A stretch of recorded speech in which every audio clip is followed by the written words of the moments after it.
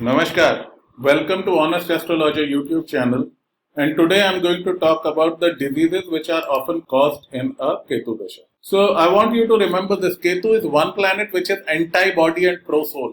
Ketu is a sannyasi who do not wish to indulge with the world or even with the body. His target is the soul, and for that he can even destroy the body. The body for Ketu is just the wrapping around the real thing, the soul. Answer. Let's just say body wasn't their priority. Ketu Mahadasha is the most spiritual period a person can go through. The biggest sign of Ketu Mahadasha is the loss of body consciousness. The first thing that jumps out of the window when Ketu enters your life is body consciousness. Natives are very quick to let go of their looks and their dressing sense. They suddenly start to look old, disengaged. They have a lost and foggy look around. And they often look a little uncomfortable and a little sleepy. And yes, they can become shabby. Often men grow beards, women look disheveled. They don't care about dressing up their body.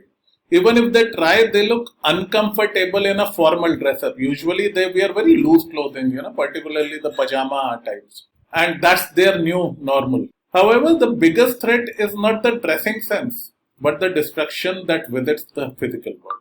In order to teach the native about mortality and fragility of the body, Ketu can give rise to several diseases. We'll discuss them one by one. Number one is diabetes. So I've seen this disease associated with Ketu a lot. So one of the great pleasures of physical body is eating good food. Ketu, being a sannyasi, tries to force the person to give up his favorite rich foods and drinks by making him unable to absorb them. In my view, Ketu is the greatest karaka of diabetes, particularly if he is sitting in the second. He wants the native to become a monk, eat very limited quantity, eat very simple food and refrain from any kind of excesses. So it is better to take a vow of simplicity before Ketu creates diabetes and makes you unable to enjoy your food. So it's always better the moment you are about to enter your Ketu Mahadasha, start eating very simple. Second thing, headache and lethargy.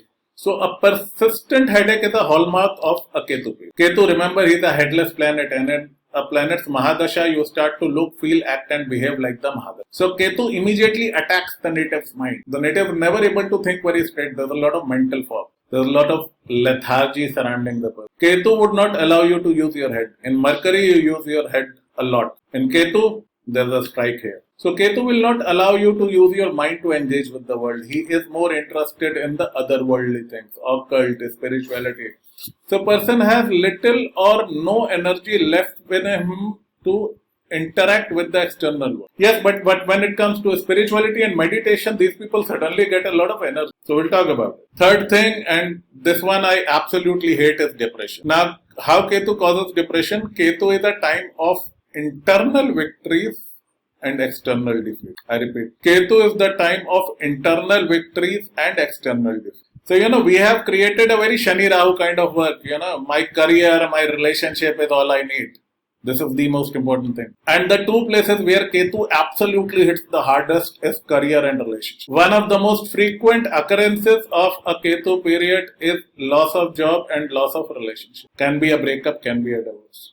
So these two can hit really hard to a person, especially if they have a damaged moon. So usually I have seen Cancer moon, Pisces moon, Scorpio moon, people get Ketu Mahadasha at least once in their life, and that's a brutal period. Moon in a water sign is a weak moon, and these people almost always get a Ketu Dasha, and they see all this havoc being unleashed. So as a person who has been under depression during Ketu Mahadasha, I would request you to please get proper treatment. The problem with us Indians is if we get hit on the road, we will rush to a hospital. But when you have depression, you would say, okay, I will do some puja and japa, I will never take a medicine. Please don't do this. That's foolish. Please, it's a very physical thing. It changes the chemicals in your mind. Depression is real, people. You cannot solve it with positivity. Please get a proper. Next problem is weight gain. So this is the mother of all diseases.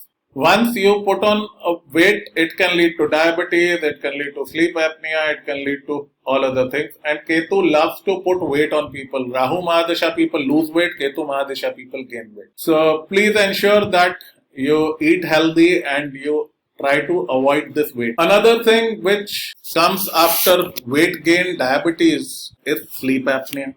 If you are going through a Ketu Mahadasha and you snore, please get yourself tested. Sleep apnea is a condition where Oxygen doesn't reach your brain. It is one of the hidden weapons of Ketu. Very few people are aware about this. So please get yourself checked. If you snore, please take required sleep treatment. It is not funny. You can fall asleep on your steering wheel of your car and cause an accident. It's a very dangerous disease. Another thing which I have seen is injury to the extremities, to legs and hands, particularly the feet. For some reason, I have seen Ketu loves to hurt people's feet.